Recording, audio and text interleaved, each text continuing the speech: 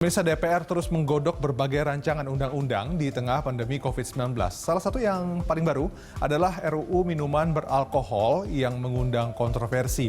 RUU Minuman Beralkohol juga telah masuk dalam program legislasi nasional prioritas tahun 2020 hingga 2024. Pada awalnya, ada 3 partai yang mengajukan RUU Minuman Beralkohol ini, yaitu Partai Persatuan Pembangunan atau P3, Partai Keadilan Sejahtera atau PKS, dan Partai Amanat Nasional atau PAN.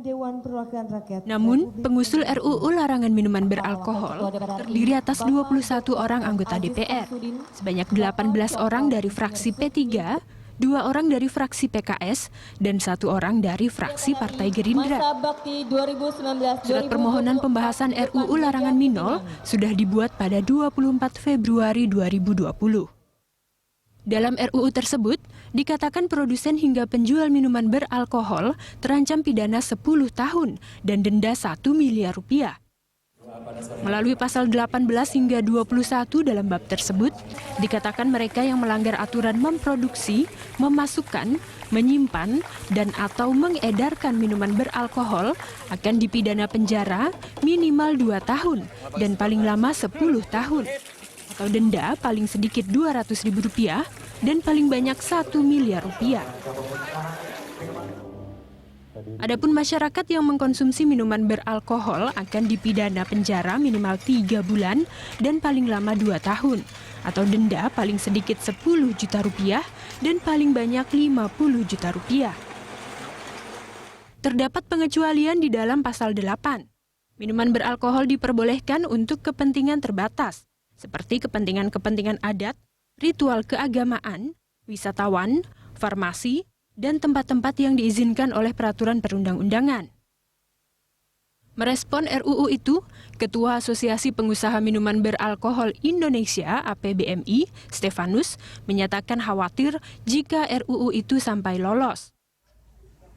RUU Minuman Beralkohol memang saat ini masih dalam proses penggodokan di Balik DPR RI.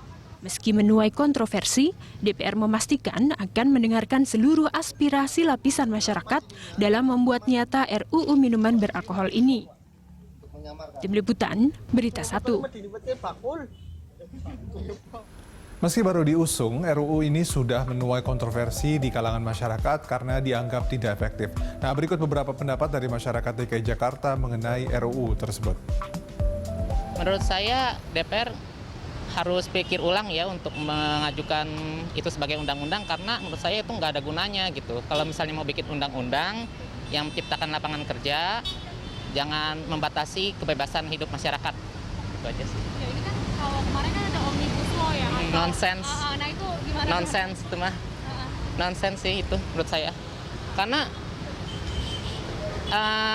kita nggak akan menurunkan orang yang minum alkohol gitu. Sama aja kayak cukai rokok aja, semakin dinaikin juga tetap aja orang dirokok. Gak ngaruh sih. Jadinya tinggal nanti orang pada minum ngumpet-ngumpet aja gitu. Nggak di bar, nggak di tempat umum gitu. Jadinya ya saya nggak ngerti deh pemerintah maksudnya apa.